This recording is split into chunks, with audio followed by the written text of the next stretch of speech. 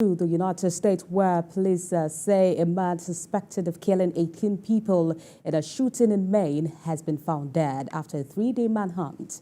Maine Commissioner of Public Safety Michael Sauschuck said Robert Card was found dead from an apparently self-inflicted gunshot wound. There's also more in the following reports. News comes hours after police lifted a stay-at-home order for the normally quiet community. At a news conference at Lewiston City Hall, Maine Governor Janet Mills said the body was found in Lisbon, near where the shooting occurred. I'm breathing a sigh of relief tonight, knowing that Robert Card is no longer a threat to anyone. I know there are some people, and many people, who share that sentiment, but I also know that his death may not bring solace to many. But now is a time to heal.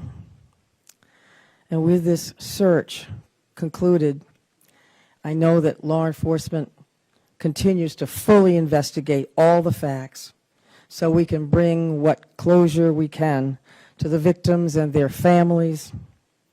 And I ask that all Maine people continue to keep those families and all of the people impacted by this tragedy in their thoughts and prayers. Governor Mills said the discovery of the suspect's body would set the community on what she called the long and difficult road to healing. Earlier on Friday, police released the names of all the 18 victims.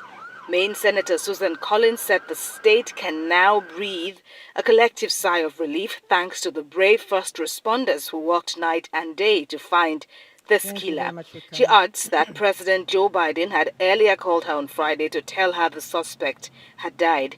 In a statement, President Biden said it had been a tragic 2 days, not just for Lewiston, Maine, but for the entire country. He called upon Republicans in Congress to fulfill their obligation to keep the American people safe by pushing for tighter gun controls.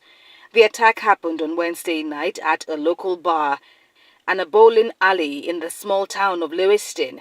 Police responded to reports of shooting at 2 locations, a restaurant and a bowling alley, which are about 4 miles apart.